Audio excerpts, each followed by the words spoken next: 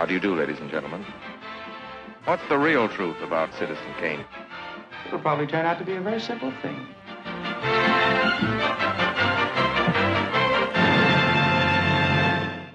Hi, everybody. Hope you're doing well. I'm Parker. And I'm Max. Welcome back to another episode of Better Than Citizen Kane, the highly subjective show where we look at a movie and ask that titular question. No. Please don't. No. No, it's no use, Max. We've got to have it out. No. Because when every movie ever made is a reasonable contender for the title of greatest film of all time, you have to wonder, better than Citizen Kane?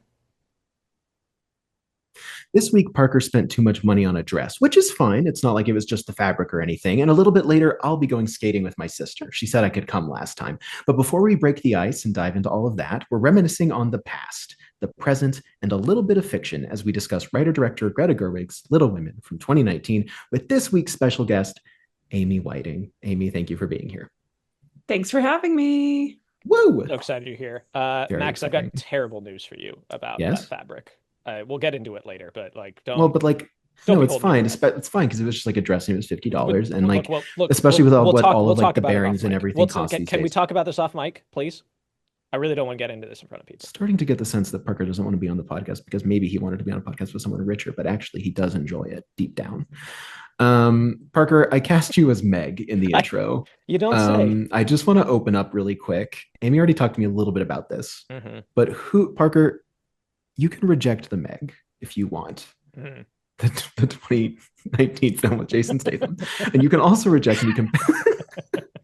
Okay. Okay. Who do you relate to in this movie, Parker? Who's your girl or guy? It's a good question. I mean, it probably is Meg. I think I feel like I've got a lot of Joe tendencies, but sure. Yeah. I think I feel like a pretty strong cross section between all four of them, really. But there's a lot of Beth in there, I think, too. That's lovely. Yeah. Wow. So Parker's answer was all of them? Yes, I am all the little But I think it's more interesting to know why Meg. Why does Meg speak to you? Yeah. I think because it's something that Max knows that I tried to make this an annual watch. I didn't get to it last year for a variety of reasons. The year before that was a very tumultuous one in my personal life. And I watched this with friends. And the week before, we had watched When Harry Met Sally, which I had assumed would be the movie that would wreck my shit. And I made it through mostly unscathed. And then we watched Little Women, and I sobbed. More than I usually sob, because this movie makes me cry like nothing else. But I was kind of inconsolable. And a big part of what speaks to me about Meg and from that time of my life, and it still stood out to me, is that moment with Joe where she says, just because my dreams are different than yours don't mean they're not important. No, mean they're unimportant. And that's been something that I carry with me a lot, in the sense that especially in the worlds of film and theater and writing, all of which I do, I often find that my aspirations are very different from the people around me. And in the past, I've gotten some pushback on that from folks. And so I think that's something that speaks to me about Meg. It's look, I can want something that you might think is boring because it's important to me, So I think that would be my reasoning thus. What about both of you? What is your pick for character as well as reasonings? Amy, I'm gonna ask you about what you said, because do you want to talk about the character that you relate to the most in this movie? That's my question. Yeah, I guess I didn't phrase it as my a question. My connection is unstable, so. Oh, okay. I was I didn't put a question mark at the end. I don't know if that read as a question. I don't know if I'm lagging because my connection is unstable, so sorry about that. That's but the character I relate to the most is Laurie, Theodore Lawrence. He is obsessed with Joe, and in many ways he is Joe and wants to be Joe, but he's not Joe, and that's me. Laurie is a hopeless romantic. He's got these big artistic dreams. He's like emotions first. He just like dives into things and doesn't really think. He goes with the gut, and that results in some mistakes. And then he's also just like a highly emotional person who's obsessed with the March sisters. Like there's, I'll get to it later, but there's a part in the screenplay where she writes about when he first meets Marmee and all of them, and he says, Laurie stands apart, not wanting to be a disruption, but loving the March household, this slightly medieval utopia of artists and thinkers. Like he's just dope. He's just, I love him. And yeah, I'm Laurie. Yeah, I love that. And Max. Yeah, so I've realized this time around that I want to be Joe, but I think I'm leaning closer to Amy. So just as artist wants to be artist is like maybe I'm at the exact wrong time for that. maybe I actually don't have what it takes to be one of like the masters. I don't know. That's kind of where I'm at right now. But man, if this movie doesn't make writing a book look like the coolest thing you could ever possibly do. I watched this movie and I went, should I write everything I write handwritten and just lay it out on my floor? Because that looks like the best thing you could possibly do. Typewriter's been great for me, man. Yeah, it's been a good time. Parker got a typewriter. I'm only a little bit jealous. And I'm gonna burn all of your work over it. Cool. Good to know. So this is Little Women. This is Little Women 2019. We are probably gonna just talk about. Okay, Parker. Let's talk about this. You brought this to the show. Yes. And then I superseded you by bringing Amy, who is probably the most knowledgeable on the subject that I've met. But I'm curious to hear from you, Parker, why you chose this for the show. And Amy, I'm curious to hear about your opinions on Citizen Kane, and also like going into this, how are you feeling about these two movies being kind of compared, contrasted? But Parker, let's get yours out of the way.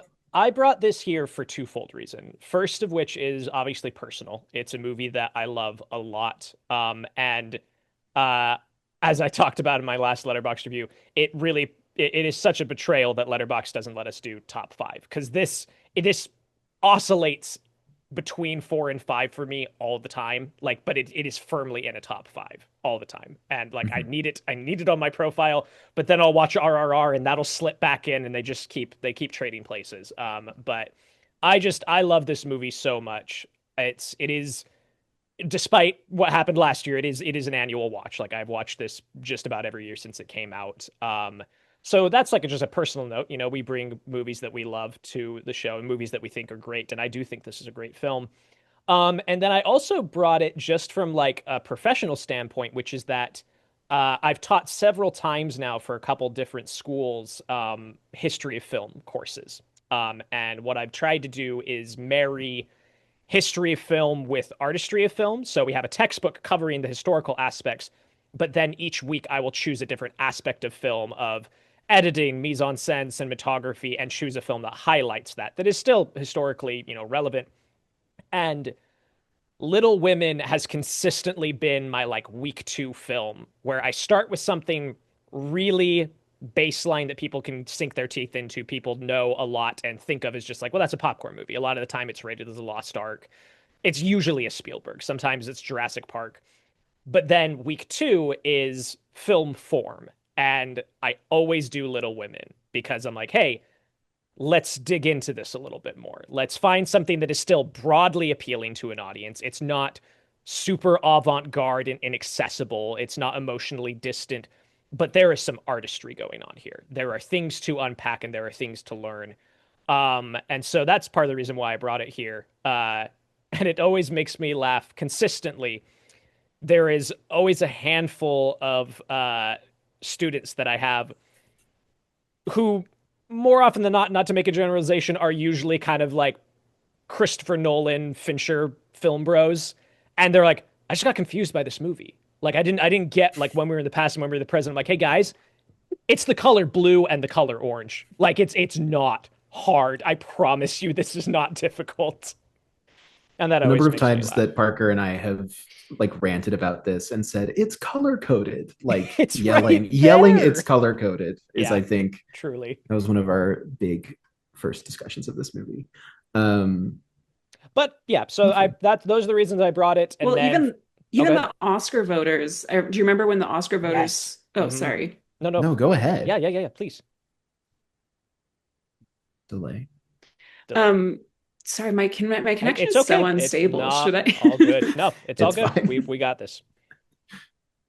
should I switch to my data instead of my Wi-Fi? I might do that. You can certainly give it a shot. Y'all keep talking Sure. Yeah, about the yeah, yeah. movie. Yeah. Okay. I'll keep chatting and Yeah. then we'll I pop mean, you back in I'm here in a very moment. excited to hear about what the Oscar voters said or Yes. did. Um, as for why this is here in this particular calendar, Max, it's Yes. just you and I have talked a lot about that, like this is such an end of the year movie. It is the transition. It's interesting because this movie is so Christmas coded in so many ways, Yeah. but for some reason it's such a November film for me. Like anytime I Mhm. think of this film, it's a transition from fall into winter.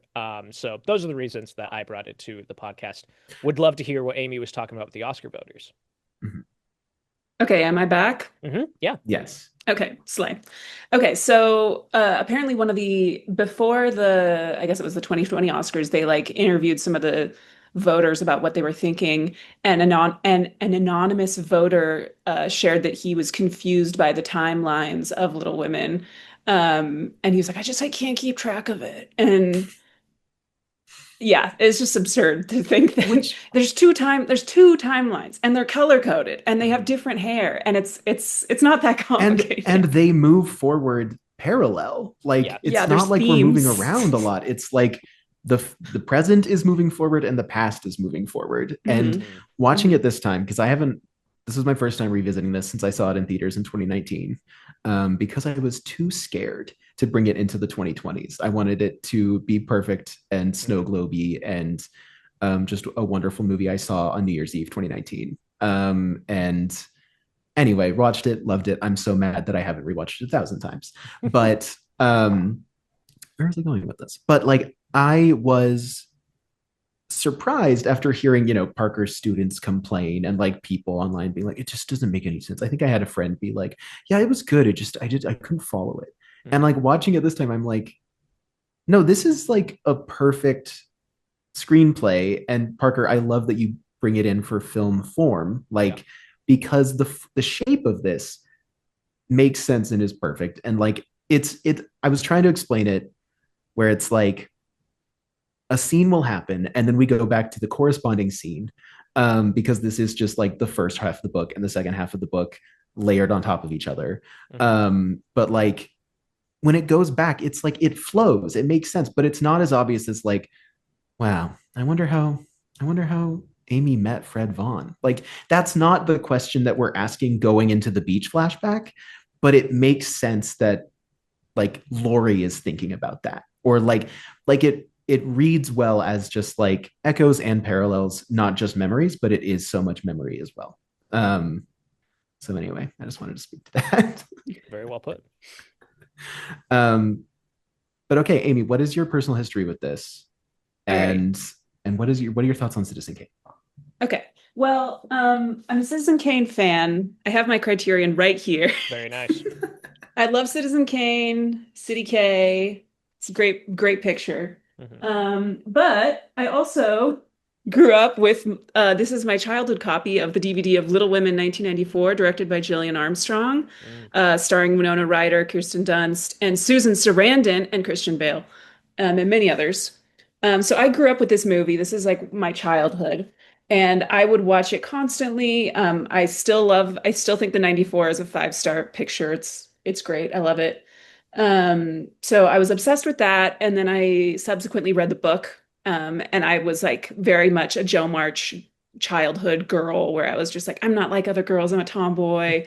And I'm a writer. I'd always be writing like in the attic and like I was just obsessed with the whole entire Little Women universe.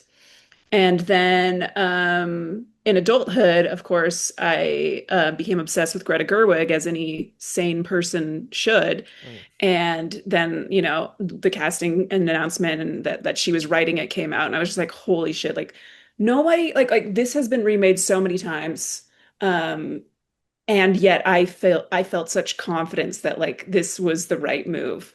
Even though I love the 94 version. Um, and sure enough, I think she just knocked it out of the ballpark. Perfect movie, 5,000 stars. I saw it as soon as I could, like the first screening that available. I like woke up before a family vacation to see it, and I made my mom go see it with me before like at like 9 a.m. and just floored immediately. And then I saw it 10 times in the theater. One of those times, the people beside me were being too loud, so I stood up and I left and I went to a different theater and I started it over again. That's how much I love this movie. And I've watched it probably like, yeah, like 30, 40 times since. I watch it every few months. I've watched a few particular scenes on repeat a lot, so I frequently turn to porch dance scene or proposal scene or women. Yeah. Those are kind of the three go-tos. But also, of course, then like marriage is an economic proposition is also a sleigh.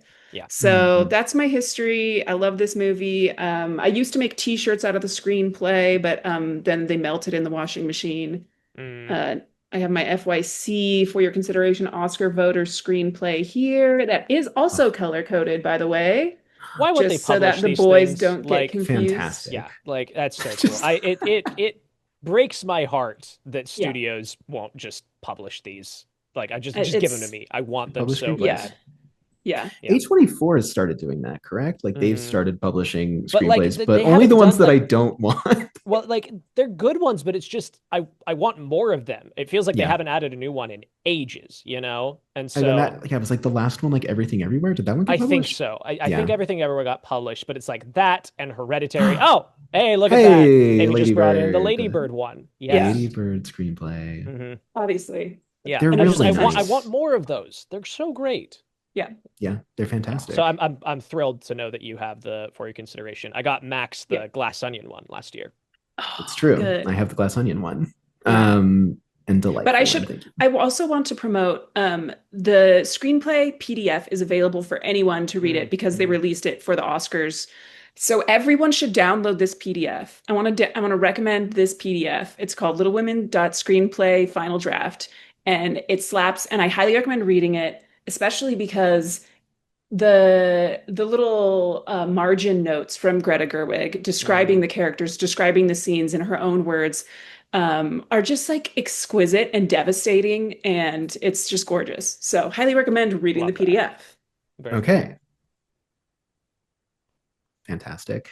Parker, you saw this in theaters? I did imagine? see this in theaters. I saw Didn't this really in ask you theaters. about that. This was no, it was Parasite. Parasite was the last movie I saw before the shutdown. But I think this was like the second to last. It was very close there. And yeah, so I saw this in theaters. I loved it. Have watched it many years since. Have a very close connection to a very good friend of mine who loves this movie so much. Our friend Nikki, and Nikki and I have a shared love of this film. We talk about it a lot. This film also gave me my favorite reaction meme of all time, which is the "We Gotta Have It Out" Joe scene, and it's just him at the end. It's Laurie, and he has a pair of 3D glasses and a popcorn and a drink, and it says, "And I'll watch." And it is I use that it's all my the time. favorite. I use it constantly. I love that meme so much. Mhm. It's really good. You should put it on screen. Make sure Yes, to edit it yeah, in. I'll make sure to Mhm. toss And I'll that in for the watch. folks. And I'll watch. Yeah. Is everyone in this movie cast perfectly? Could well be. Rhetorical Could well question, be. perhaps. Do you guys Um, remember in the theaters when Bob Odenkirk came out and Oh, everyone yeah. stood up and started What? screaming and like throwing their Yeah, clothes it- at the It was screen? bigger than Endgame. Someone's surely edited that of Bob Odenkirk walking, of like Yeah. Laurie being like, and now another Christmas surprise, and then it's like, hey, He goes, "My Little people- Women." Yeah. yeah. Oh, Mhm. I like Bob Odenkirk in this. I do feel like, I don't know. My understanding was that like people were like, yeah, that's kind of a weird choice, and I'm like, no. Who do you want it to be? Yeah.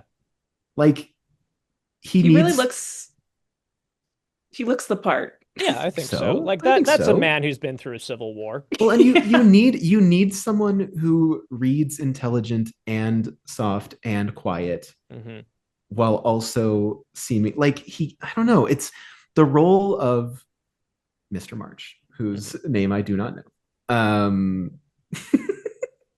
The don't know role of either. Mr. March, I feel like, is kind of not a thankless one. He has good moments in this, Yeah. but I do feel like it's like the least high priority. So I feel like just get someone in there that can just kind of nail it quietly, and just people will immediately be charmed by, because One thing that I yeah, do find so interesting about his casting in here, and it's not a ding against the movie, it's just an interesting choice on Gerwig's part with the parallel timelines going on, the choice to not show him in the present until the funeral. yes, yeah, I always find that very interesting. yeah, Like because he is he's technically there. he's there. Like the war is over. The war has been over for a few years now, and I just find that a very interesting choice to make that reveal land as well as it does.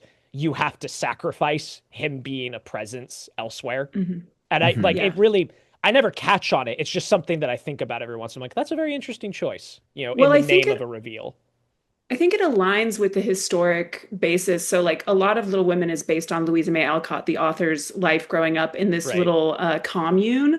And her father, whose name I forget, was a leader of this little, like, hippie commune for like the transcendentalists. Mhm. And I was reading this book about it because I'm really into it. And there was like a quote from one of the women in the commune complaining that the men never did any of the work. And it was supposed to be this haven for equity, and it was Mm. supposed to be this utopia, but that she was doing all the dishes. It's like this woman from 1800, like being like, why aren't the boys in here?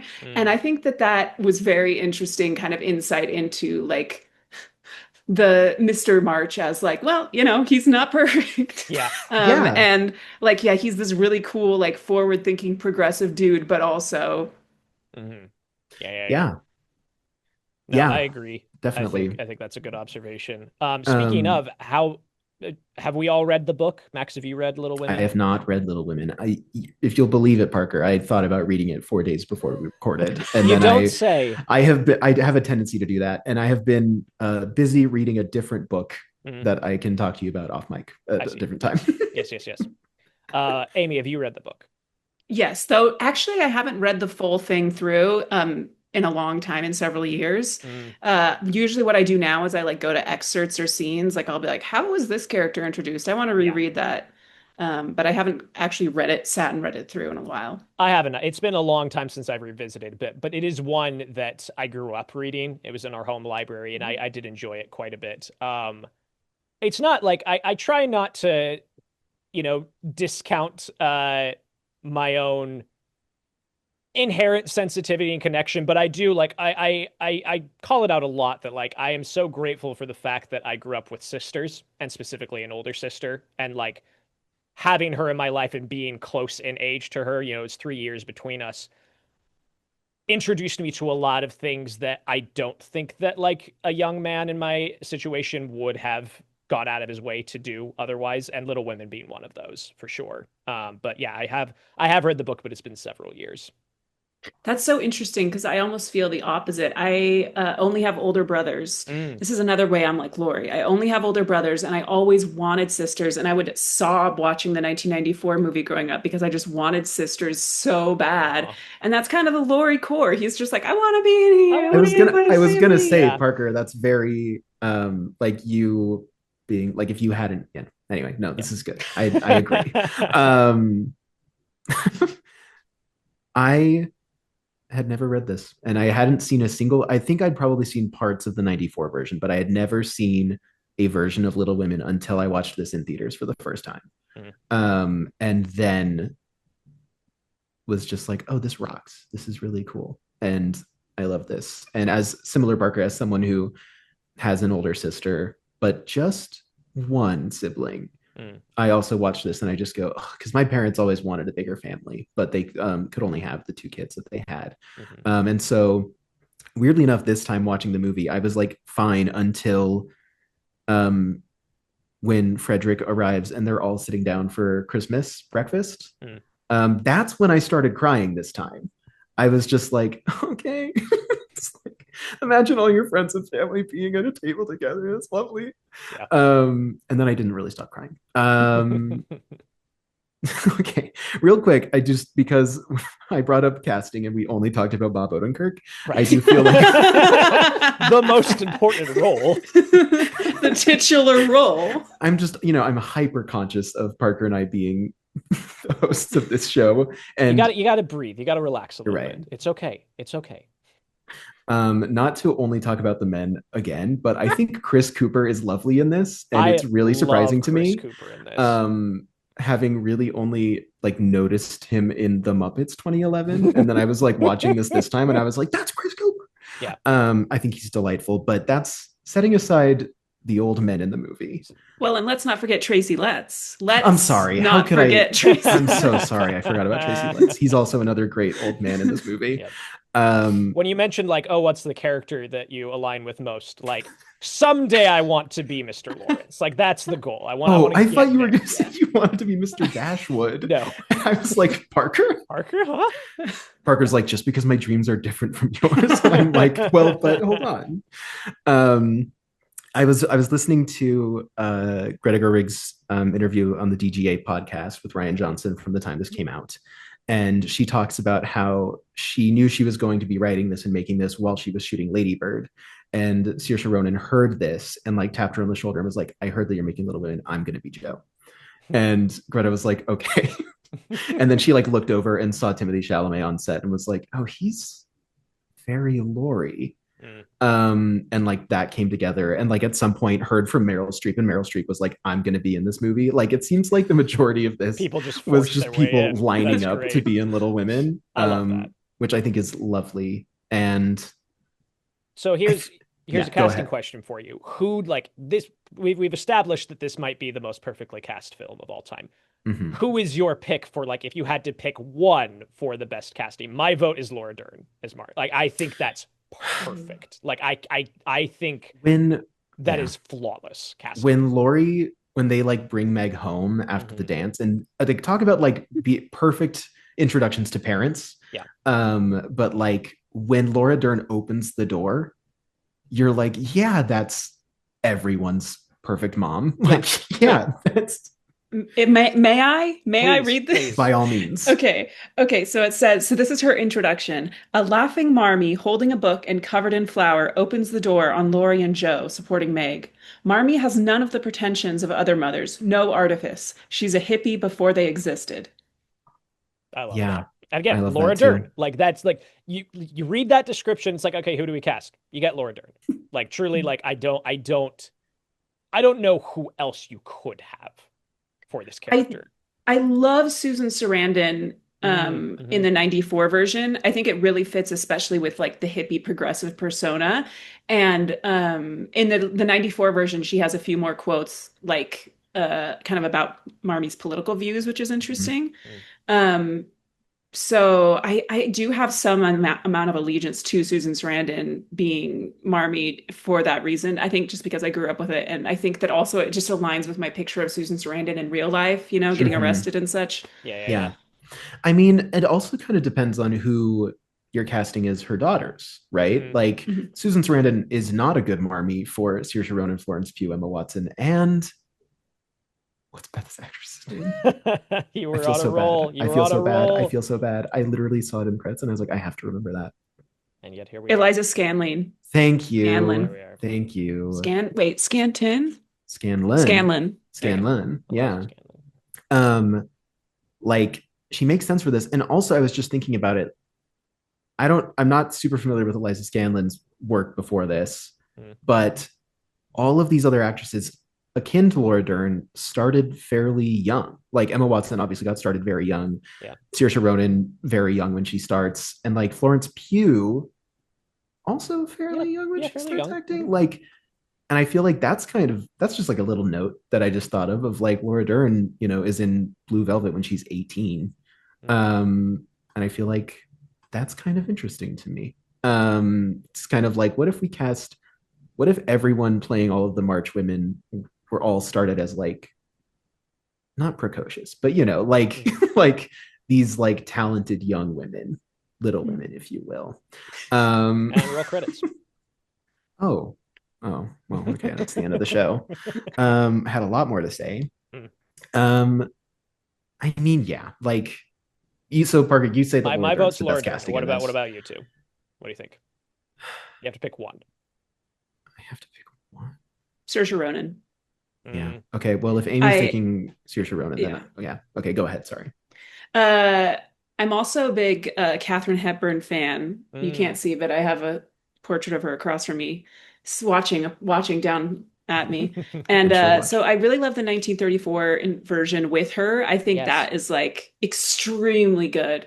And I also think Winona Ryder really fits Joe. But I think that what is at the heart, like I just think that the 2019 Little Women would not have half of what it is without Saoirse Ronan's performance. Like when you think of all these pivotal scenes, when you think of the proposal scene where she's like, I don't think I'll ever marry, or when you think of the attic scene where she's like, but I'm so lonely, or when you think of like, I don't know, just all of these core scenes, it's really coming from this burst of energy that Saoirse Ronan gives it, but also this like deep well of emotion. And she Yeah. plays such a range of, she's the character who we're obviously the focus the most on, so there's the most range in there.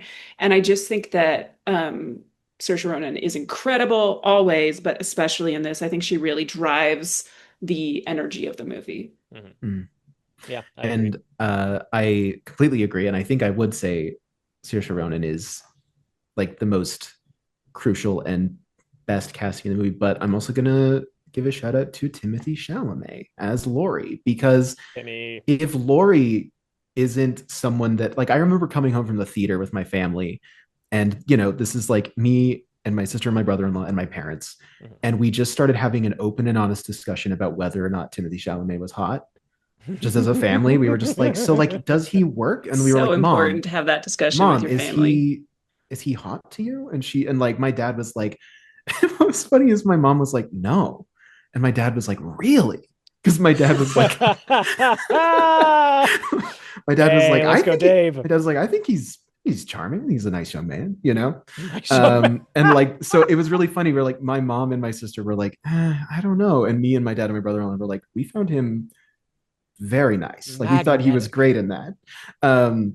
But watching it again this time, especially after he's done so much and his like openly being like, I want to be the greatest, a very Amy March thing to say, Mm. if I might add.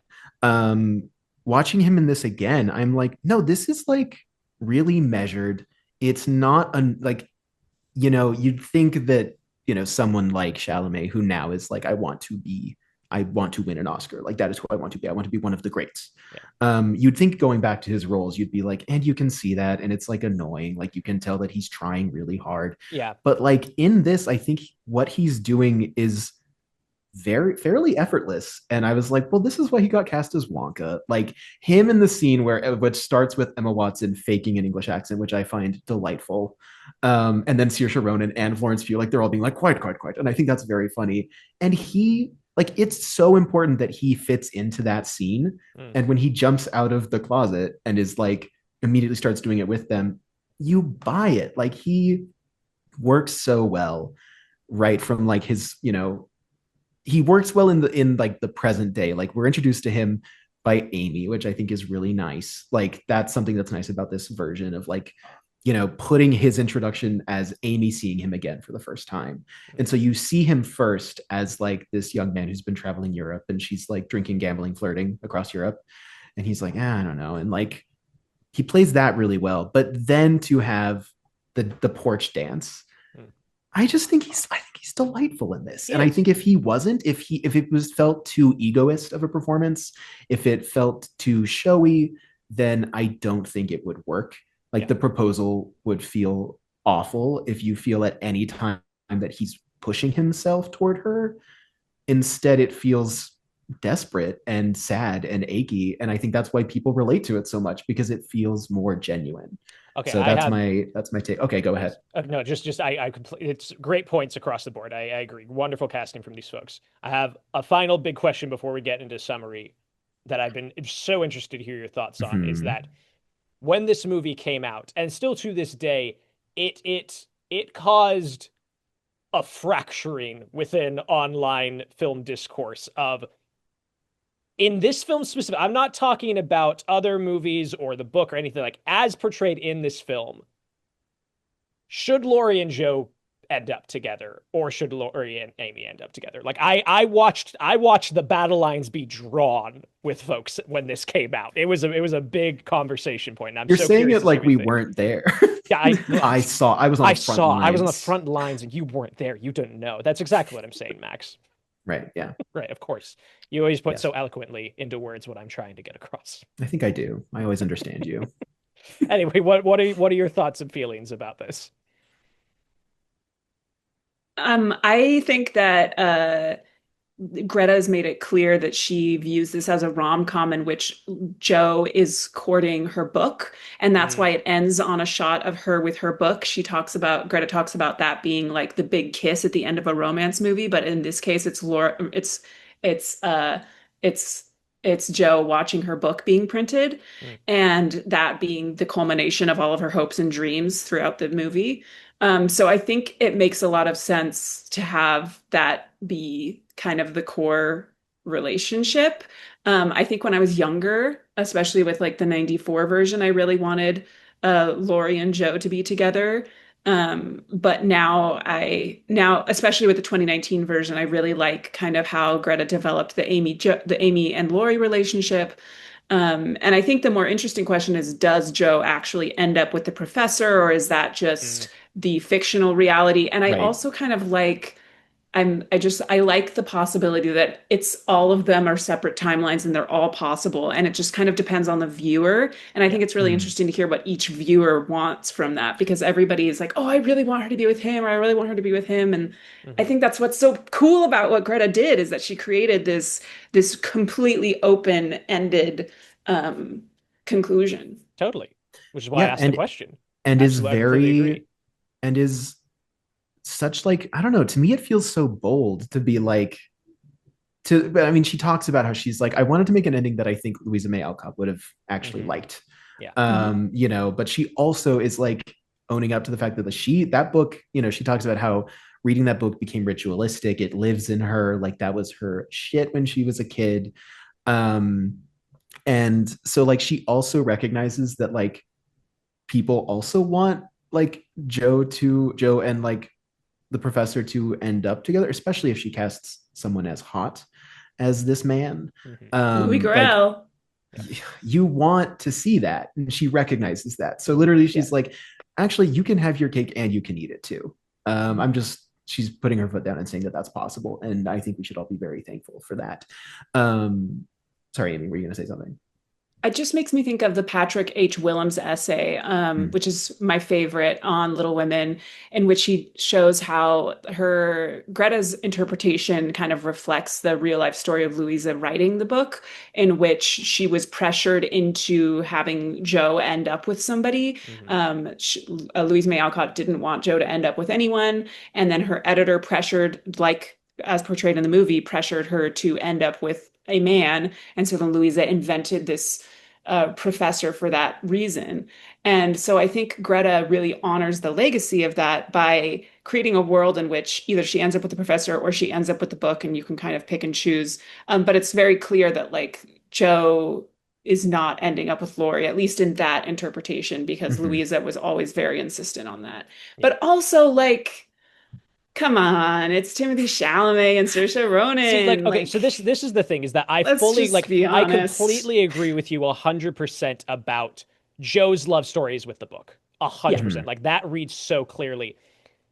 Their chemistry is so good, and like what kills me about it is the montage when she goes to get the letter from the post box. Yeah. And when he's wearing that hat and he goes like that. Like I watched that, and like whenever that happens, I just think back to Amy being like, I have come second to Joe in everything. And I get a sinking feeling in my gut. I'm like, he's so in love with Joe. Like, I don't buy from him when he comes and tells her that they're married that he loves Amy. That's what comes up for me. Is that like, interesting. Like, it is something that, again, it's not a problem with the movie. It's just, I never buy it, because so much of like the energy and the chemistry and also the literal editing of the film is like, but look at these two, you know?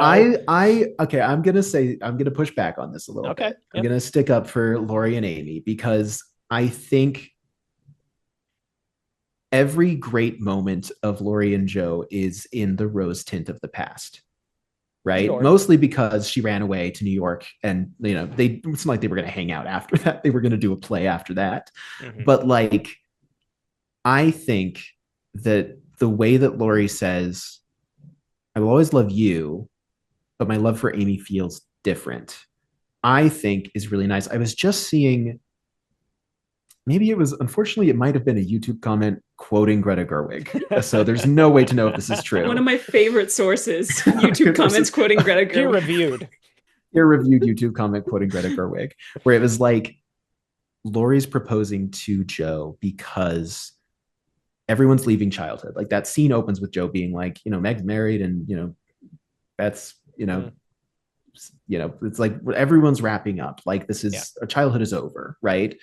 And Laurie's gambit is, well, I don't want to leave childhood without Joe because that is so big. Like, I think that it is a childhood romance. And I think that like so much of this is like Joe having that moment where she's like, I think I would say yes if he asked me again. Do you think he'll ask me again? I think is also a gambit for Beth is dead. And I have, at that point, Joe has left New York. She doesn't feel like she has a future as a writer. She's trying to retreat back into what felt nice in the past, which is Laurie. But also, like her tearing up the letter that she left in the post office. And we get that quickest glimpse of them with like taking the hat off. And then she lets it go. I'm willing to join her in letting that go. Totally. And like I do think, no, go ahead. I totally see where you're coming from. And I don't think there's a wrong answer in that. And I think that textually you are correct. It's just something that like I've spent 6 years trying to square myself with this in this movie. And I can never get there. I don't know what it is. I don't know. I don't know if it's just, but I think for me, I just also love the game of when Frederick arrives and Laurie's like, who is this man? I love that. I'm Theodore Lawrence. Who is this man? Timothy should have got the Oscar for that scene. It's really good. But like that also sells me on like, oh, this dynamic is also very fun of like him being married to Amy and just being like, so what's, but like I always think about Timothy's delivery of the line. I never thought I'd get a carriage to help Joe March win over a man, but I like it. But I like it. And I always think about that does so much to sell me on it too, because I go, this is a fun game. I mean, that is kind of once we've entered the fiction section of things a little bit, maybe, but like, I still think it's fun and I like it. So I will say, sorry to interrupt. Oh, go ahead. I do think it's important to consider Joe doesn't want to be with him in that way. And even in the attic, that's made clear. She says, I care more to be loved because Marmee asks, do you love him? Laura Dern reading us for filth. And then she goes, I care more to be loved. That's brutal and it's devastating, but it's clear that I think what Joe feels for him is a platonic siblingship, like vibes. And so that's why it would never work, even though clearly Laurie is like head over heels for her. I think and clearly that's worked a charm on many people, their chemistry and how it's done. Well, and like, I just think a lot about, I don't know if we can jump right into the proproposal scene, but I think a lot about where it's been an hour. Can we talk about it? Let's talk about for an hour. You know what this movie is like. Let's talk about it. Go for it. First of all, I love how it begins with, it's no use, Joe. Just right off the bat, it's a tragedy. It's no use, Joe. Like, what a way to begin a marriage proposal. Is that he's already like, well, we gotta try. We gotta have it out. It's no use, Joe. It's like he knows how it's gonna go. And then throughout the proposal scene, there's all these incredible blocking moments that I don't even like, that are just like him, like, and her face, and he's like almost wanting to kiss her, but he's not. And then like, he does like the best pout ever on film. His pout in that. Okay, sorry, keep going. And she's just like marching around the hill, and it's just, is it the best scene? Is this the best scene in cinema? It might be. Which I think there's a again, case to like be it made. just, yeah, yeah. No, I agree. I agree with you.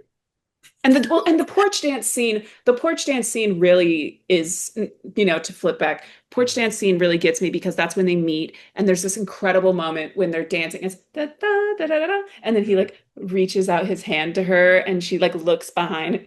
I could like read this whole scene from my memory. I love it.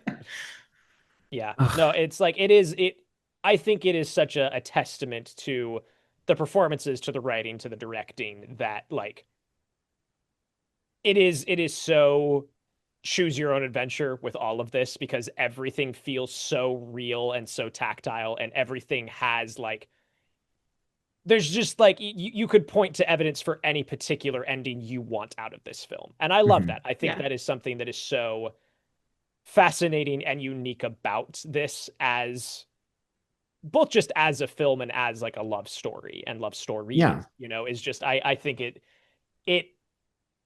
adds a level of audience participation that I really enjoy. When something like, by my count, the most perfect rom-com, When Harry Met Sally, is definitive in its answers, right? Like, and mhm. you don't need anything else from that. But I love that this gives ambiguity and nuance. And so thank you for playing in the space with me. I enjoy hearing what speaks to each of you. Yeah. Well, I just think they're really good. Joe and Laurie are just such incredible foils. And throughout, this is like one of my favorite fun facts is that like they switch clothes throughout. Mhm. You'll notice in the proposal scene, she's wearing one of his outfits from earlier, and he's wearing the ring that she gave him. And they swap clothes throughout the movie. Their wardrobes intersect and they start wearing each other's clothing. And it's just really gorgeous to have that little detail. And then alongside that, Timothy Chalamet was involved directly in his styling because he would be given these costumes, and then the what's her the costume Jacqueline, Jacqueline Durant.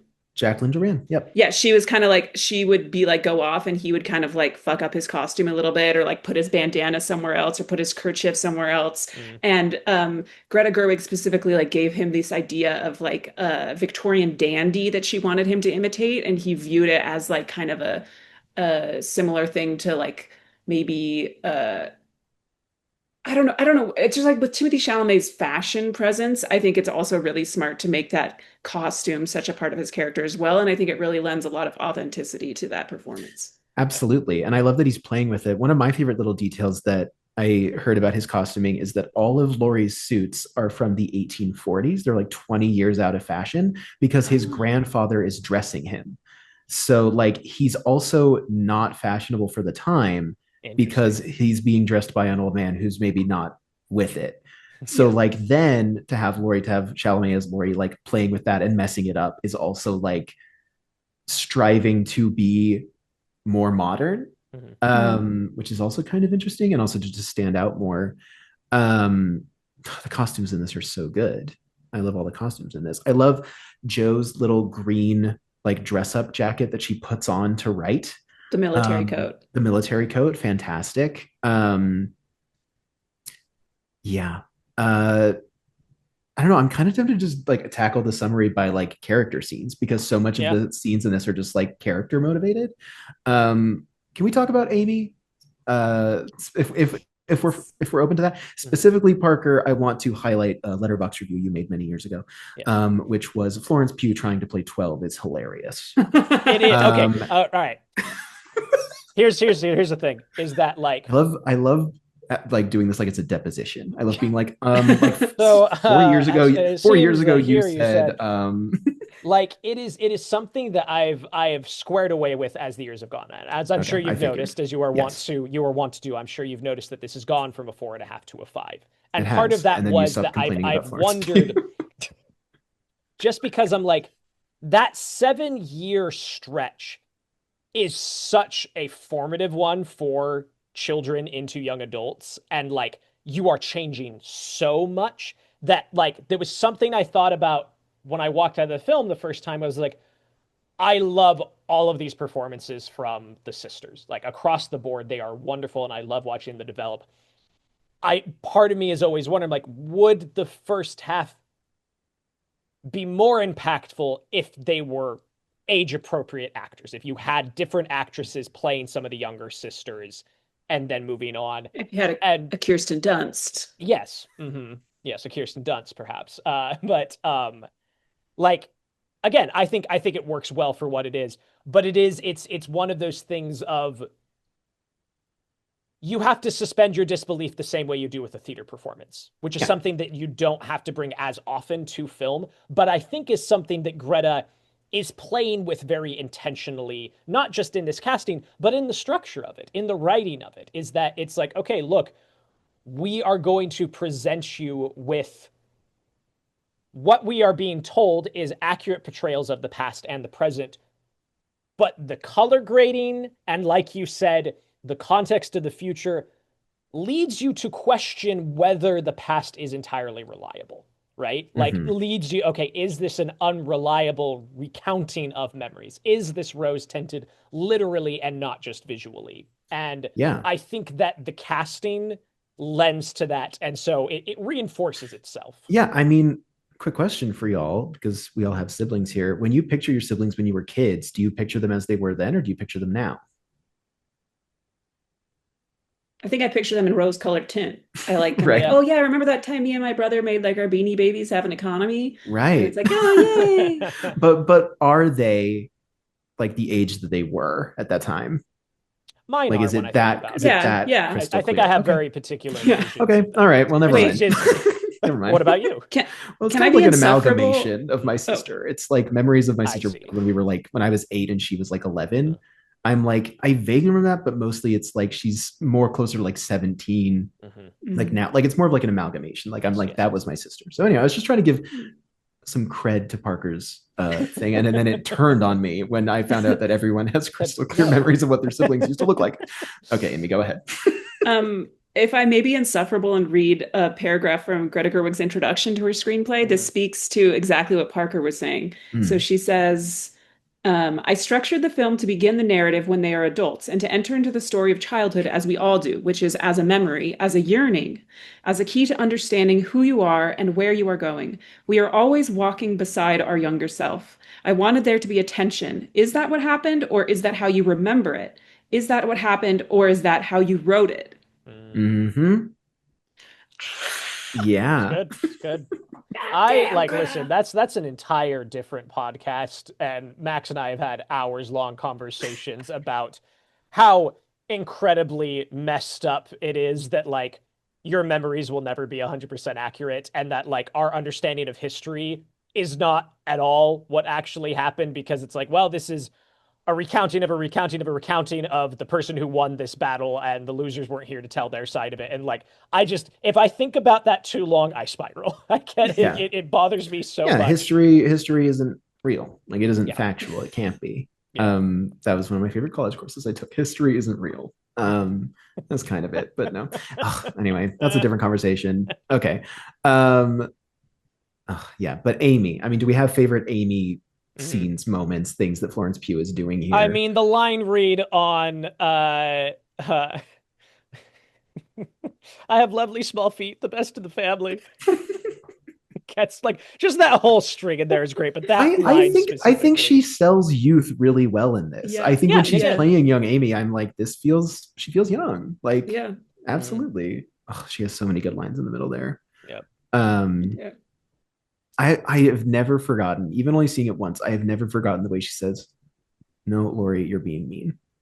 Like the way that she says it is such a great delivery of that. He's like, mean? How am I being mean? Yeah. But like maybe the best use of the word mean in a movie ever. Well, I love like Amy's trajectory with art and how you see her go to Paris and have to confront this dream that she's had, and that she is not the great artist she wanted to be, and how I don't know, I just think that's played and written so well. Obviously the marriage is not an economic proposition scene is especially good. I just love what Greta did with how giving us little peeks into Amy's dreams versus reality, just like any of the other sisters. What's the scene that Meryl Streep wrote on set? That's the marriage is not an economic proposition. Okay, because that is that scene. I was okay. Yeah. So Meryl Streep was talking to Greta, and she was like, we're just missing a little bit more explicitly, like she was like, we just need to say it. We just need to say marriage is not an economic proposition. And she was talking to Greta. I like picture this at lunchtime. Yeah. And they're like talking over French fries. And Meryl's like, here's what you're gonna say. And so then she rewrote that scene on set, and Florence delivered it, just raw dogged the scene and absolutely reinvented acting.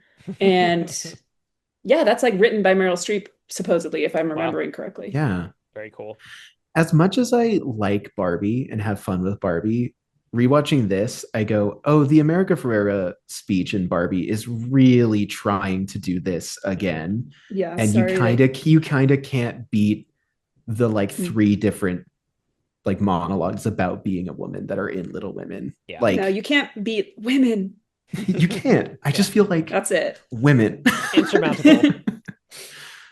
Yeah. I like this part talking about Amy when she's described at her very first shot of her. She's in Paris. She's painting an impressionist piece, and she looks over and she sees what Yes. others are working on. And Greta writes, she looks back at her own piece and realizes that she might have missed the moment that she came here to master. Like, it's just this devastating heartbreak for her, that I think is really interesting. Which Gerwig also talks about, like, that's an invention that she made, was like thinking about how Amy would be going to Paris at this time when like Impressionism is really kicking into gear. And like the way she put it in that interview with Ryan Johnson, she says, Amy's realizing that like paint is now the subject of paintings, and she can't do that. Like, she knows that she's not going to be able to do that. And I think that just adds another layer to it of like, you're talented, you're just too late. Like, this is a moment in which like you are more classical. Like, it's just not the moment for that. And I think that adds a lot to it as well. Yeah. You and I wouldn't know anything about that, would we, Max? I know nothing about art. I don't know what you're talking about. I watched this movie and I went, I don't know what this is about. I got confused about the timelines. Also, I read, I mean, or in the Portrait of a Lady on Fire episode that I was listening to last night, I heard mention of hand cinema. And so as a fellow enthusiast of hand cinema, I just want us all to focus for a second on the shot of Laurie tying Amy's apron for her at the end of that scene, the most erotic piece of cinema ever created. The pause. Hand cinema. Thank you. I'm so glad to have another proponent of hand cinema on the show. Absolutely. Not that Parker isn't, but thank you for defending my character instead of Parker's against hands. It's just anti-hands. He's anti-holding hands. It's so weird. No, you're great. I want to also talk about Meg and Beth, who I feel like still have much to do here.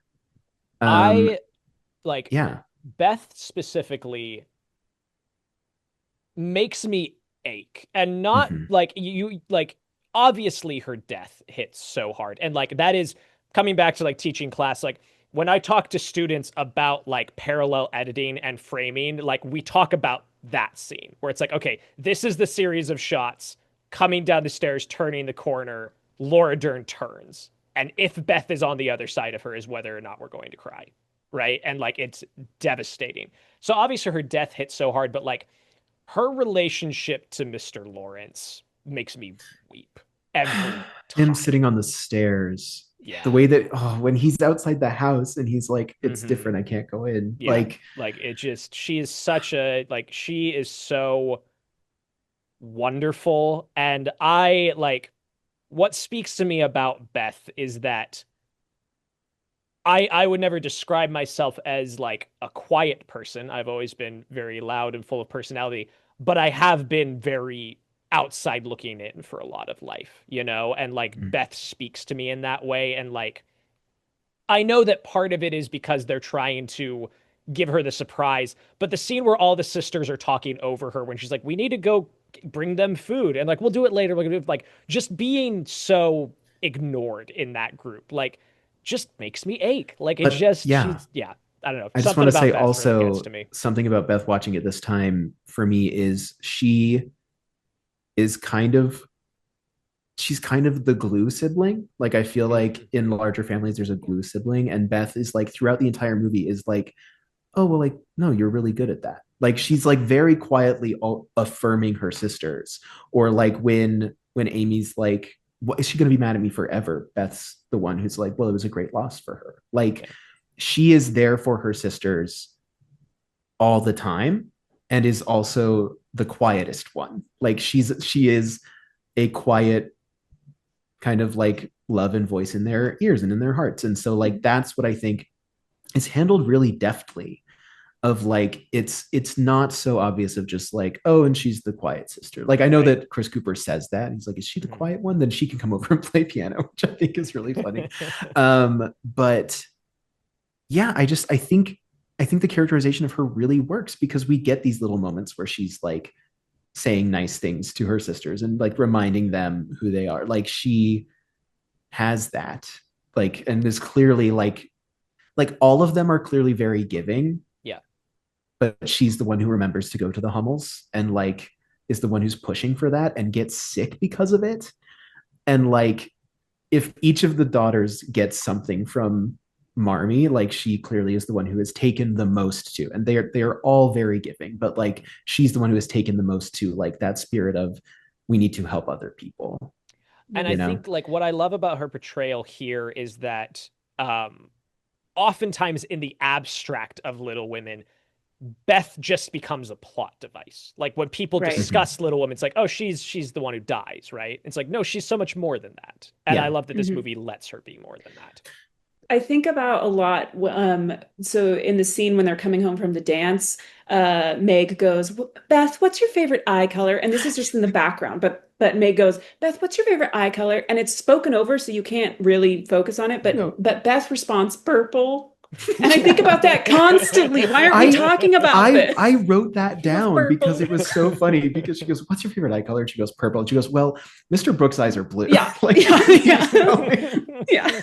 She doesn't even care. And like, as viewers, we're with Meg. We're like, oh yeah, da, da, da. And I'm like, whoa, guys. Beth just said her favorite eye color was purple, and she said it in such a goofy way. She did. And, it's so funny. And then like later on, when they're when Amy's getting ready to go ice skating, Beth is sitting there feeding her doll porridge, and she's like, it's just, there's these little moments that it's like, oh, she's a person, she's a character, she's given a life beyond just a plot twist or a plot device. And also, I think that she's enabled to do that by the structure of the movie too, where it's like, she isn't just building to her death. Greta Gerwig talked about how there's this feeling when you lose a loved one of like, but I just saw them. Like, they were just here. I just saw them. And she's like, by doing it this way, like, I can capture that feeling for the audience of like, but Beth was just here and now she's dead. But also, Ryan Johnson points out, this is the interview that I'm talking about the most for some reason. But he points out, he's like, well, and then also like, we see her immediately after she dies, because we go back to the past and she's that shot's out the window of her helping Amy put the fire. But I think that also, again, gives her agency in a weird way of like, she exists outside of her death, whereas in a more linear timeline she dies and that's the end of Beth's story. But for Beth, it's like, no, she exists in memory and she exists in all of these that is another one that like, this film is just filled with wonderful character moments and little speeches and monologues, and we've called out all of like the really great ones, but I do think that scene at the beach where she says like, I think I'm ready. Like, I think I like it just, it's, and like, the thing is that those words have been written before. We have seen people in film who are like, no, I'm at peace with this, but there's something about her delivery there and the way that it's written that just feels so like, it has an entire level of vulnerability that I think is lacking sometimes. Like, I think about that monologue in other movies, and it's always so stoic. It is always so, okay, stiff upper lip, I am facing the inevitable with bravery and with my chin held high, and there's something admirable about that. And Beth is so scared of it, but she is still like, again, because she's giving. She is trying to give something to her sister in this moment of saying, I like, this is what I need to do. This is what I need to say to you right now, because clearly this is hitting you so much harder than it's hitting me, you know? And I just like, she just sells it. She just sells it. Well, and them on the beach too, like, I had forgotten like the sand rushing past them. Greta Gerwig and Yorick Lasso. I think so. He's French. Every time I say it, I go, that just feels like a fake French name, and I feel weird thinking that's it, but it is Yorick Lasso. Their goal was to make this look like a moving painting, and And that they shot, achieved that. Yeah, and it congrats, you does, did and it. it does. But especially like the beach scene. Okay, hold on. The beach scene in the past Mhm. that looks like a painting of a beach in the past is like I think that that's what love feels like, is like looking at that, those shots and like how that looks. I'm like, that's what I think it feels like to fall in love. But then also when we go back to the beach in the present, and there's that gorgeous shot of them lying there, and like, to Beth's credit, she's the one who inspires Joe to write again and write the book. But like the way that the sand comes past, it's very like, you know, Furiosa falling to her knees in Fury Road. Mm. But just like, it looks gorgeous. This movie looks gorgeous. I Well, don't know if we've said that enough. they like, I don't know, I'm sure you guys have seen the comparisons because they based a lot of specific shots on specific paintings. Right. That's one of them. And so you can look up and see like what, like there's like a compilation video comparing the famous paintings to the shots because they nailed it. So Yeah. Which I think is also what makes this movie stand out so much, is like, you know, people talk about in film history, there's that massive overturning moment in like the 80s where like filmmakers stop referencing art and start referencing other movies. Like that started before that, but like that's when you really see a shift of like, we're referencing other movies when we're doing that, and like it becomes more of like a classical approach to base your film off of paintings. There's a movie we talked about on this show, Parker, and I can't remember what it was, but I just remember kind of making a bit out of reiterating how much they were like, and we really wanted it to look like the masters, paintings of the masters. And I can't remember what it was, but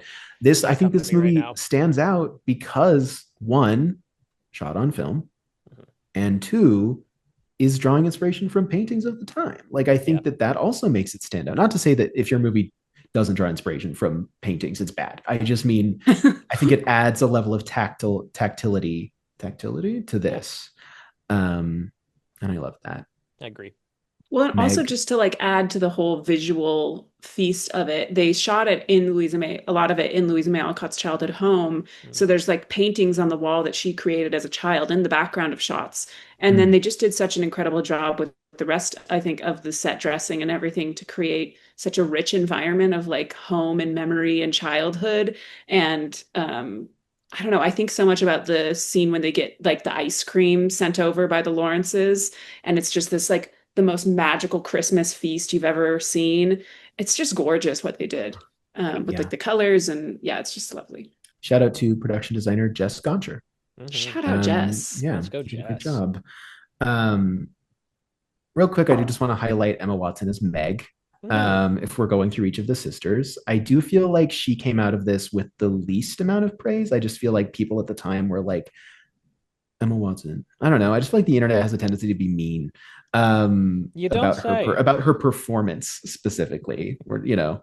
But I think she's good in this too. Yeah. Like I also think she's good in this. Yeah. Yeah. Does anyone want to speak on that? Just that, like, I think that again, I keep coming back to like the sense of realism and vulnerability that all these performances give, but they really do, of like coming back to that comment about like, oh, them playing themselves when they're younger. I really do like her and Laurie's spat that they have, because it feels so immature on both of their ends. love like it. it feels I so love it. childish to have this conversation, this discussion, and then immediately to patch it up because like, yeah, that was stupid of both of us. Sorry, like that was dumb.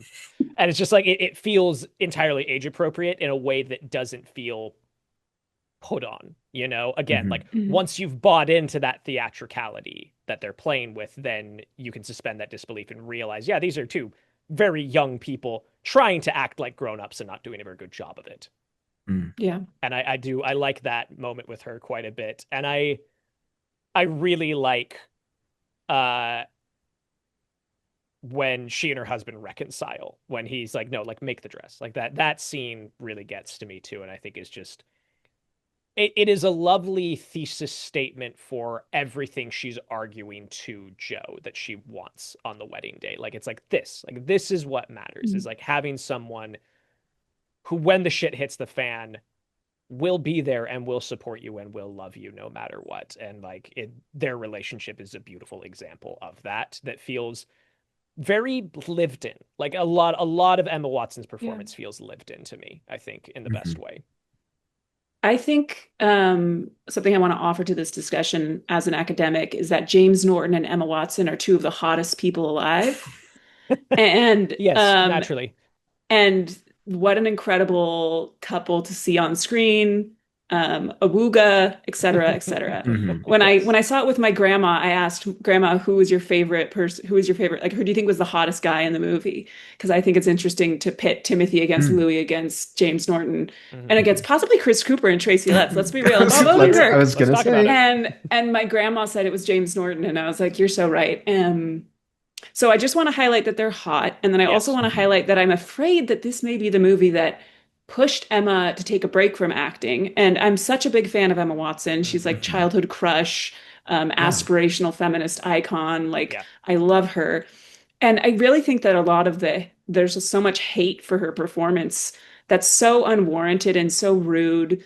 And I agree with you that it feels much more lived in than she's given credit for. Yeah. And she captures this really beautiful kind of mix of, she's in the, as of the time, she's this, what an 18-year-old, 17-year-old woman who's expected to be this adult, but she's really just a girl. She's just a kid. And she captures this like girlhood and like joy of life and childlike wonder, while also showing the burden of femininity and the burden of like, you have to get up, you have to go get married, you have to have a family, you have to do all the things that she does do and she loves. But it's nonetheless like, I don't know. It's interesting to watch that performance. I think she does a great job. Yeah. I agree. I like that she gets a scene with Laurie. I like that we get to see Laurie interact with each of the sisters, but less so Beth. But I'm glad that like, it's not just like Laurie exists only in Joe and Amy's life. It's like, no, he's part of the family for all of them.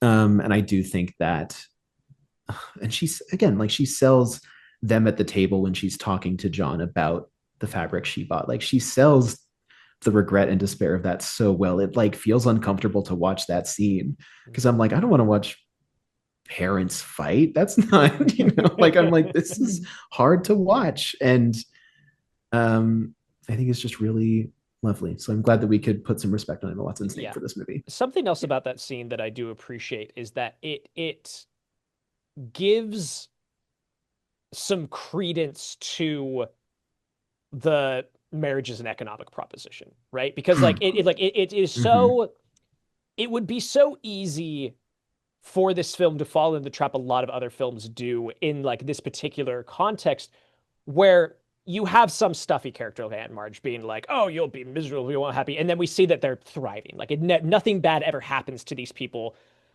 and it's like, no, bad shit happens. Like it is hard for them to be poor and to be dealing with that. And like, obviously this is not a miserable existence. It's not a fate worse than death. It's not something that like would be awful to see happen to Amy, but you have that feeling now. Like that feeling you talk about, Max, of like, I don't want to see my parents fight. What's going on? I don't like this, but like when Amy is later talking about all of that, you know this is what the alternative is. Like, okay, this dynamic minus the love that John and Meg have for each other could be what's waiting on the other side of this, right? And that's terrifying. Like it gives such a weight to that I don't think exists if we don't get to live in that and actually highlight some of the hardships. Yeah. Well, and also like Amy is never really given an option to consider marriage anything other than an economic proposition, because in one of Meryl Streep's finest scenes in this movie, she sits Amy down and goes, I'm going to tell you something. Your family's survival rests on your shoulders. And like the way that they play off of each other, and like the way that Florence Pugh like plays the reaction of like simultaneously being like, my aunt likes me, but also being like, okay, like that's heavy. Yeah, exactly.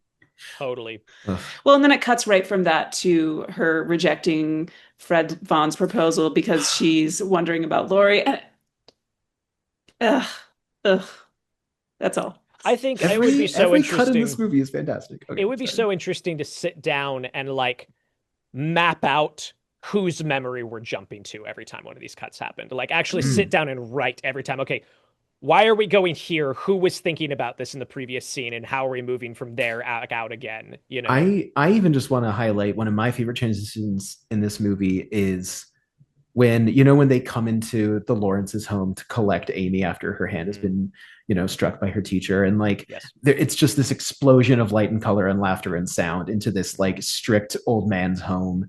And also I like that Mr. Lawrence is like welcoming to that. He's not like, I can't abide by all these women, he's not that Yeah. guy. He's like, this is great, I like this. And then they all leave and it gets really quiet again, and the way that Chris Cooper says like, back to work, back to work. But then we transition from that back to, what did I note? It's the first note in my phone from this watch, taking us to the absent present. I can't remember what scene it is with Joe, but like we go from like the girls have all just left Lori in this house, and we feel the absence of them in the Lawrence home, and then we go back to the present where that absence of family is being felt more than ever. And I think that's such an interesting one, because that's not really specifically out of a memory to anyone's specific memory, but is instead playing off of how the audience has been made to feel and matching that tone and that absence across time. And I think that's a really lovely cut that I really enjoyed in this movie. Absolutely. I think this jumps off of that and made me think about it. I think my single favorite cut in the movie, and like I will be brave and get through this without crying, but like it makes me cry every time, is there is a shot of Joe walking through the town in the snow. She's moving from left to right and she's by herself. And then it cuts and it's all four sisters together walking through town, going from right to left. And it makes me cry every single time, because it's just, again, it is such a perfect culmination of what Greta Gerwig is doing with her amazing filmmaking abilities. Is everything in this movie is encapsulated in that cut for me, of the relationships, the storytelling, the two parallel timelines, and visual language to convey that, of Beth Joe having to trudge through the harsh, cold realities of life, moving left to right, literally progressing forward as we as English speakers read. That is the direction that we move our eyes. And then we go to the past, and they're moving from right to left because they're not moving forward. They are in the past because they are stuck in childhood. Nothing, it is all insulary for them right now. And it's visual, brilliant story. Like, it is brilliant visual storytelling, and I can't get enough of it, and it makes me cry. I also love, when we're talking about contrasting or cuts scenes, the part when after Lori meets the Marches, he walks outside, he's standing in the snow, he looks up, he sees Joe writing in their attic in their childhood home, and he smiles, and it's just an incredible performance. And then it cuts from Lori watching Joe writing in their childhood home to Joe in New York City writing in her apartment, and then Frederick Bear drops off Shakespeare for her. Yes. And I love the contrast of Lori observing her write, cutting to Frederick engaging with her intellectually. And I think that contrasts a little bit about the childhood relationship, playful siblings versus an intellectual challenger, which is like what we love about the professor and Joe relationship, is that there's like that dynamic that they play with each other. I hadn't even thought about it that way. I think that's absolutely correct.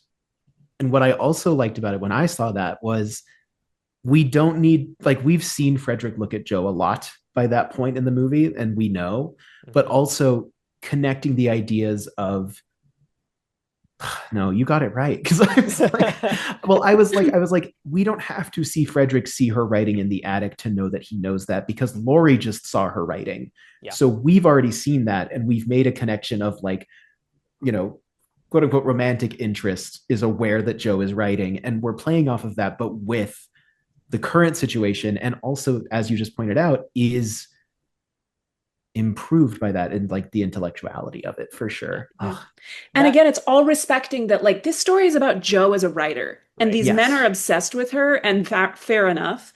Yeah. But like this story is about Jo as a writer, and she's just trying to get this book written. And then men are like, "Oh my God, I love you," and she's like, "I'm sorry, I'm writing." I'm ready. I'm doing something. I'm in the middle of something. That scene reminded me another question I wanted to ask you guys, because it's something I've thought about ever since. Is that I went and saw this movie when it came out, and so did my parents separately. And I remember that year. Later that year, I went over for a birthday or something, and somebody brought it up, and my parents were like, "Yeah, we went and saw it." And I was like, "What'd you think?" They're like, "We really liked it," and we were talking about the movie. And something my dad said, I'd never picked up on it, and I've never been able to unsee it, is that he's like, really the only issue I had, he's like, I really like the framing device they do with the letters of somebody talking directly to camera. He's like, but they're not consistent with it. He's like, it doesn't he's like, it happens 3 times, and there are other letters, because he's like, I was trying to figure out, is it just that we see like it has to be somebody who is writing the letter addressing it and somebody's reading it? Because like it doesn't happen when Bob Odenkirk writes home because Marmie's reading that letter to the girls. Like, my dad's like, that makes sense. He's like, but there are other letters in the movie where people are reading the writing. And he's like, and I thought that was a very keen observation on my dad's part. He's like, that's interesting that it's not consistent. It's Dashwood, it's Jo, and it's Frederick. Yeah. Right? Those are the only 3. Yeah, I never thought about that. There's other letters in the movie, and I love it's such an interesting stylistic choice. And ever since my dad pointed out, I was like, that's a really good observation. Now that I think about it more, though, it's Dashwood writing, right? That's the first one. It's him being like, "You're right. This." I think the first one's Frederick. I think first one is Frederick. The first one's Frederick. For the writer in the attic. Yes. First one's Frederick. Second one is Jo. Is Jo writing to Laurie? No. Jo writing to Dashwood, I think. I think it's just at the end talking about. Okay, but are any of them delivered straight to camera, like for the writer in the attic? I think that's the only case when they have the shot him speaking directly into camera. No, Jo's letter to the publisher is that. She's talking directly to camera. She says, "Hey, I don't know if this is much of anything." So here's what I'm trying to trace: is it's Frederick writing to Jo, being like the writer in the attic. It's Jo writing to Dashwood. Right. Or the publisher or whatever. And then at the end, it's Dashwood writing to her. Yes. That's the last one that we get. Okay. It's solely based around the present day and only regarding Jo's writing. Sure. That's the only through line that I'm recognizing. Yeah. It's not like, I see where you're coming from. I get what your dad's saying. Yeah. It's just there's so many letters in this movie, and that's such an interesting stylistic choice that I agree with. I'm like, man, I would have liked to see that. It is very cool. You know, it is cool. Yeah. Yeah, I'd never picked up on that until my dad pointed it out. I was like, oh, that's really interesting. That's so interesting. Shout out Kirk. Shout out Kirk. I was trying to find the scene the scene description. We can fill time. We're really good at that. I do want to highlight. Oh, go ahead. I'm sorry. I also want to give us a moment to talk about Friedrich, the professor, Louis Garrel. Yes. No one gets ink stains like yours. Oh my God. And then when he's like, I have the same habit. And it's like, oh my God, it's habit. Like that's the part of the dress that she burns is a habit, but also it's the same habit of him writing next to the fire. And so then his clothes catch on fire. And I think that casting is lovely. It's lovely. Did you want to highlight the Greta at the 92Y thing, Amy, that you sent last night? Oh yeah. So Greta has this really great clip where she's talking about how like cinema has had a long legacy of like putting glasses on women and calling them ugly, aka like Marilyn Monroe and How to Marry a Millionaire. And that people were like, oh, the professor's supposed to be an ugly old man. And Greta was kind of like, fuck you, I can do what I want. Like we've had like 120 years of casting gorgeous women and putting glasses on them. We can cast Louis Garrel as the hot professor. It's okay. Don't we deserve to have a little fun? And I really like that. Yeah. Yes. Absolutely. He is everything I want to be as a professor. That's for sure. Like that's the energy I hope to take. Yeah. Start writing next to fires, Parker. Start writing next to open fires. Listen, it'll make you hotter. It'll make you hotter for a wood burning fireplace. You know this. Do you have a chimney in your townhome? No. I also just maybe give a chimney and then you can have Okay, I'll work on that.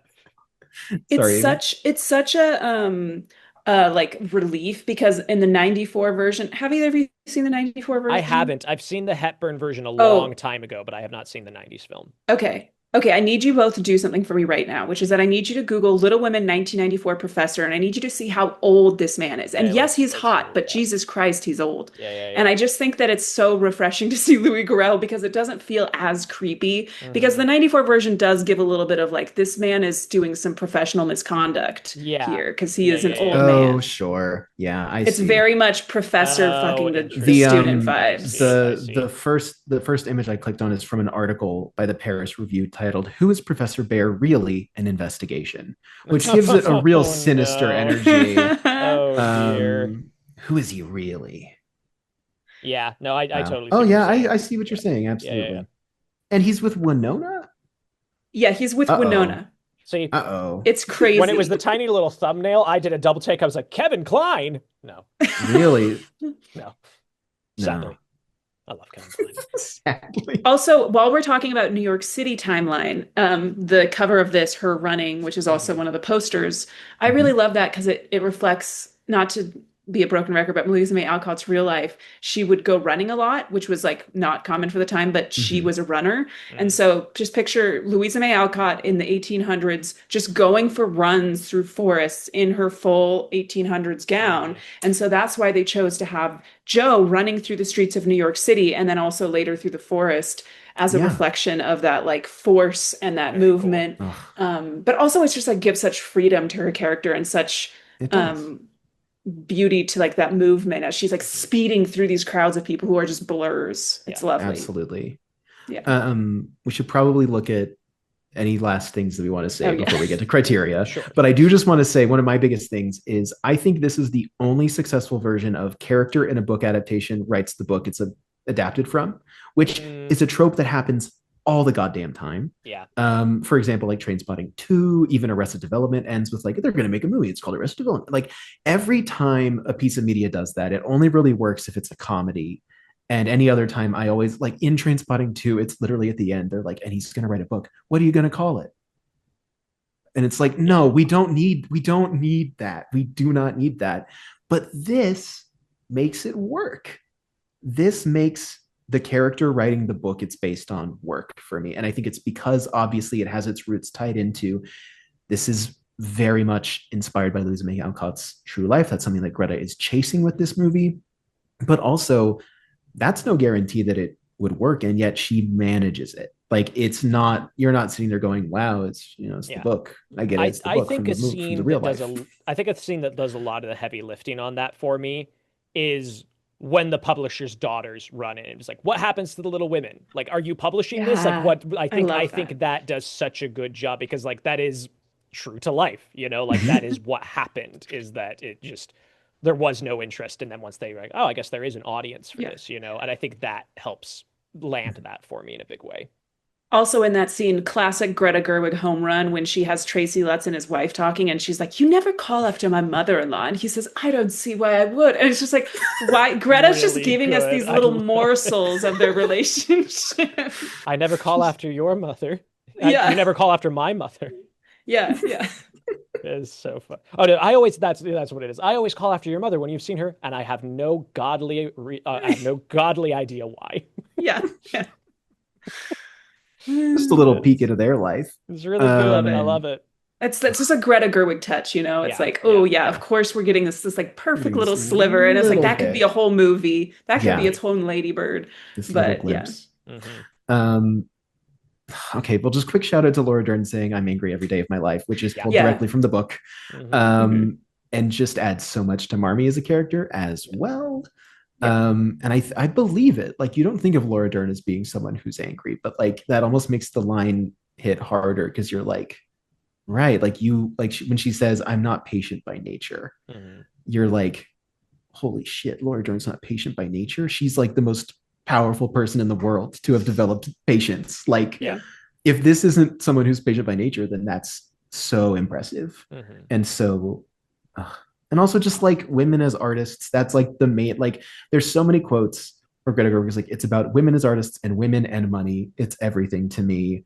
Other quote that she said that I loved, where she said, Jo was the hero of my girlhood and Louisa May Alcott is the hero of my womanhood.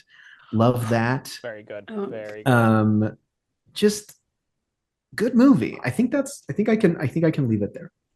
But are there any other things we want to highlight about Little Women before we talk about criteria? I feel like I could talk for like 18 more hours about like the potential of Jo March as like a queer icon as well, but I gotta stop myself, so I got on my Citizen Kane criterion to refocus. Yeah, we gotta lock in. Yeah, I think I like again could talk about this movie for a very long time, and we have talked about it for a long time. So I think we can continue on into the criteria of it all. All right, so historical and technical relevance up against Kane. What do we think? I was thinking about this. I think Little Woman easily wins. It's older than Kane, you guys. It was written. It's I'm so glad lasted. you beat me to it, Amy. You beat me in my own game. I was so ready Thank to pull that you. card. Look at you I go. was I will because like when I looked at like the criteria that the first one being historical, I was like, Mhm. that's easy. Like Done. this is a story that has lasted for centuries and we're still obsessing over it. And it's Mhm. still such a cultural touchstone of like sisterhood and love and like every like there's just such an interpretation for every generation. Little Women has become this really incredible um like piece of art for women throughout history, like from the Mhm. moment it was published because girls were obsessed with it, Yeah. to like now. I just think it's got just the numbers. If we crunch the numbers, Little Woman has been around longer and continues to hit hard with the wide audience. Yeah. So yeah. Um, And oh, go ahead. go ahead. Well, I was just saying, and continues to remain relevant through like, oh no, what's the word I was going to use? But like, this is a new take on this while also being completely true to what the book is. Like this, it's not like it's like inspired by. This is Little Women. Yeah. It's just that like the form in which that we're taking manages to make the story that was already modern, that already felt modern in how it was written as a book, feel even more. I hate to use the word fresh for this because I don't want to make it sound like the 94 version is stale, but like it's a story that remains relevant and also was able to be adapted in a way that brought out new and even old and lost readings of the text. This is a retelling of an incredibly important story that manages to make itself a new voice on that same story. And I think that, well, also, again, can't iterate enough how much of this is just pulled directly from the book. So I don't want it to sound like, again, it's not a reinvention. It is a reapplication potentially. And just kind of opened it up and made it even larger than it was before, maybe. Yeah. I'll end it there. Parker, go ahead. No, that ties in nicely to what I was going to ask, which was, a question for you, Amy, but I also want to hear your thoughts on it, Max, which is that if we look at the, arc of film history, it's that predominantly it seems that a lot of filmic sensibilities have relatively remained similar over the past 30 years. Like a movie from the 90s still feels a lot like a movie from the 2020s, right? In a way that is very different of a movie from the 30s to the 60s, right? Like there's huge jumps that are happening. And it feels like we've reached a point where things are stretching out a little further in that regard. With that in mind, do you, Amy first and then Max, do you think this will be the definitive Little Women for a long time? Not only just because it's a very well-made film, but because culturally the sensibility for what this movie is doing is going to last a lot longer than how the 30s film held up or the 90s film. I think it's impossible to say. But my instinct would be to say that the 2019 one, I think, is going to hold up for an extremely long time. But I also know many people who their favorite version is 94. And even still, they love the 2019 version, but their favorite's 94. So in some ways, I do think it's kind of like the one you saw when you were young and most impressionable is the one that will stay with you or whatever. Like, who knows what Little Women adaptations are in the future. But I kind of, at this point, as a Little Women fan, I think if somebody announced that they were remaking it again, I would be like, why would you do that? That's Mhm. so Greta did it. She did it, and we can set it down now. Yeah.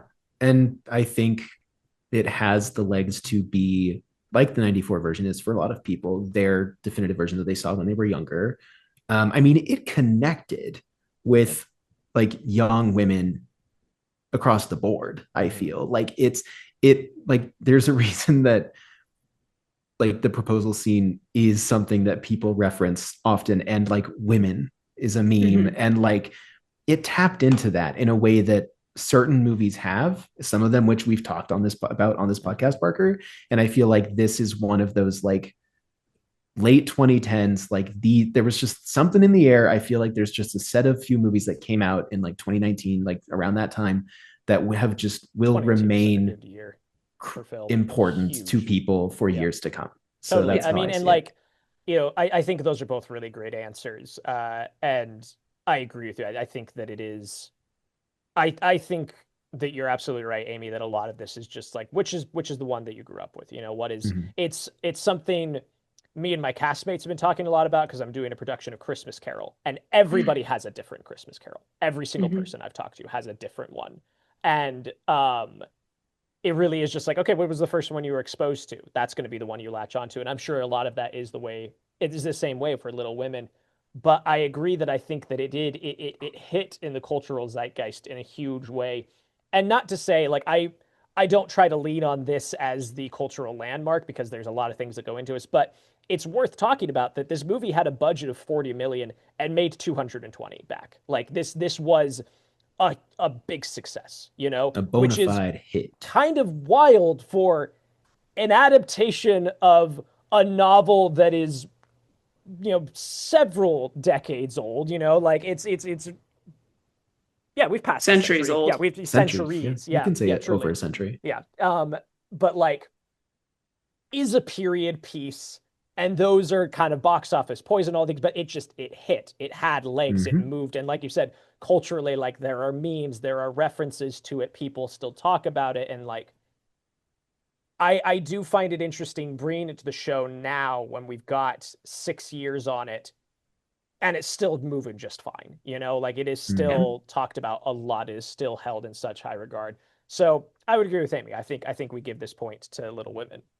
I do think it's interesting to think about it like I don't know if maybe I'm interpreting the question wrong in this way, Mm. but when we talk about the historical value, we know obviously we talk about Citizen Kane as establishing all these, or not establishing, but maybe perfecting these early film techniques that Sure. popularized them, and kind of put them in the zeitgeist. And I'm like, oh, did Little Women do that? But I think that just because it's not 1940 anymore, there's no way to replicate that in the current climate like like the way that cinema works now, the business.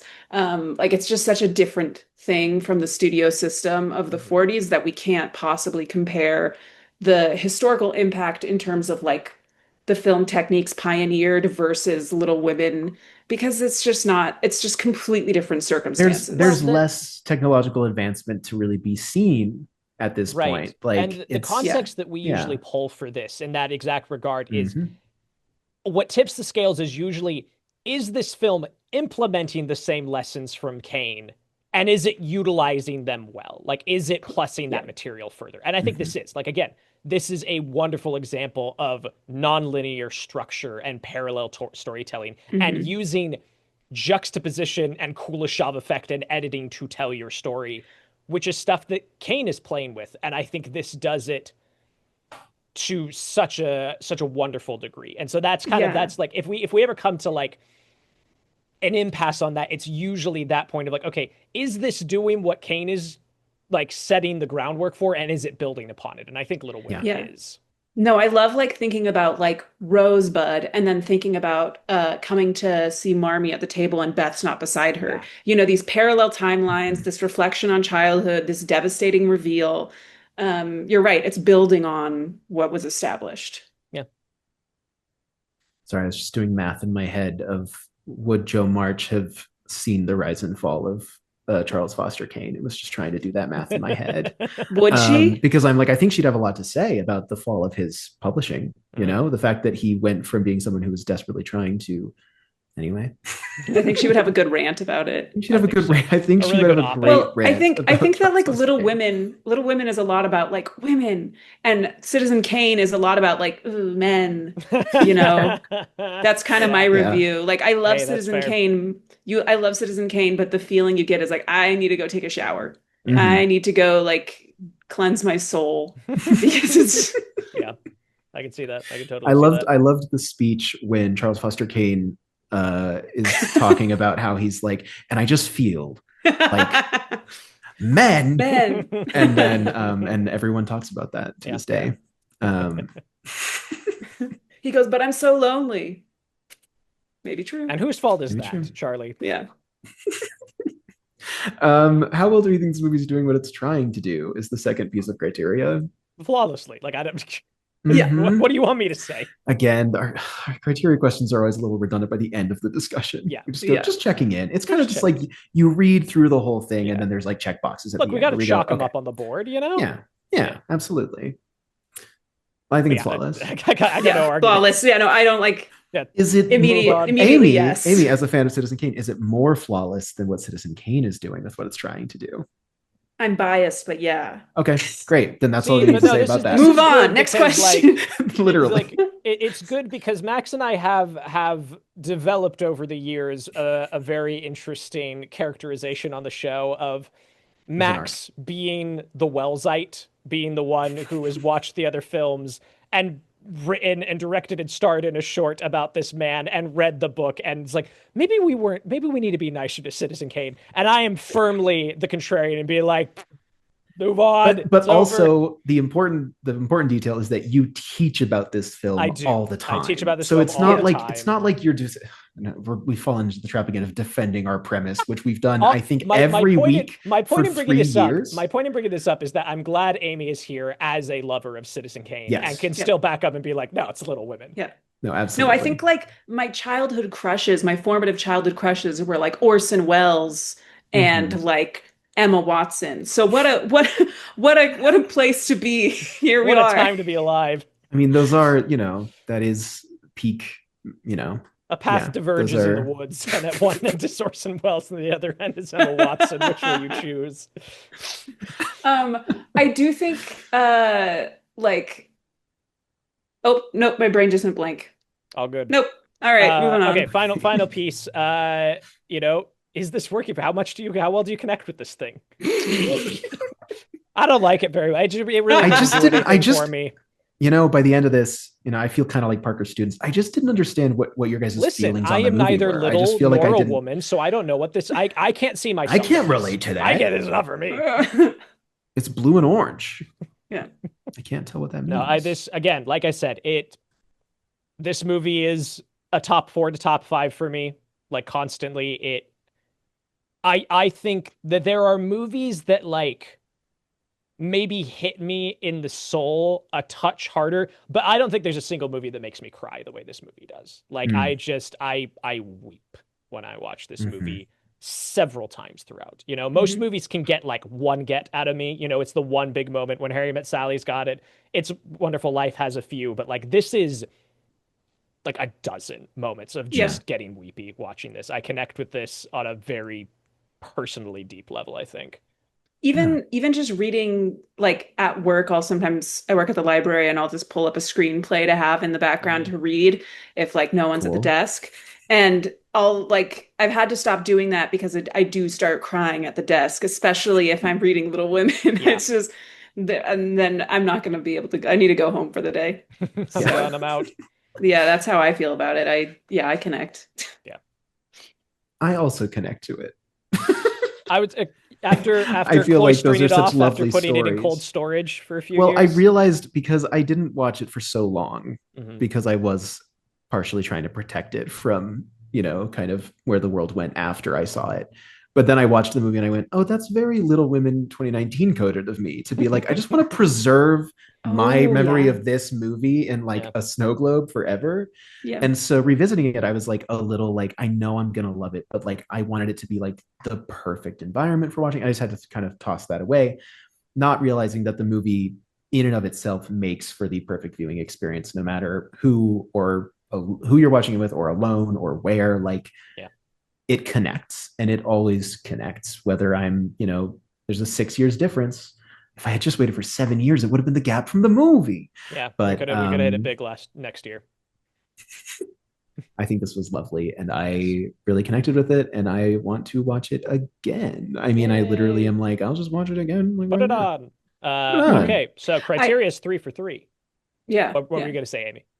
I was just thinking, I remembered what I was going to say earlier, which is that thinking about kind of from the behind the scenes production historical standpoint, like at first I was like, oh yeah, like Citizen Kane is all about like this individualist, auteur really pushing his singular vision versus Little Women's like a collaborative piece. But also at the same time, Little Women is very much like Greta Gerwig has the wheel and she's leading us forward. So I don't know if that would be a fair comparison, but I do think that there's both approaches are lovely. The collaborative element of filmmaking,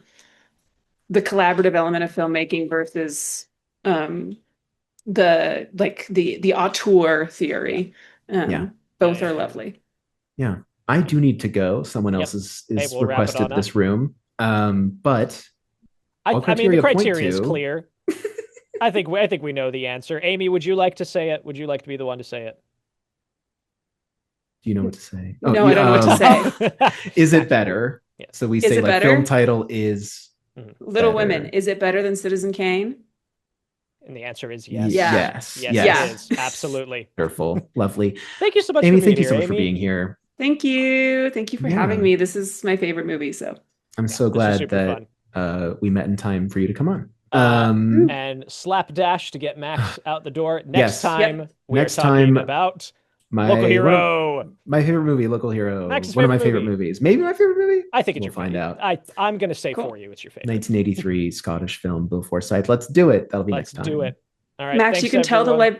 the librarian who was telling you to get out of the study room that you were talking to Amy Whiting about Little Women, and they will understand. Okay. They will understand. They'll know. Street Great. cred. I'm glad that I have kind of a get out of jail free card with that. Yeah. Okay. Okay. Thanks, everybody. Thanks, everyone. Okay. Bye.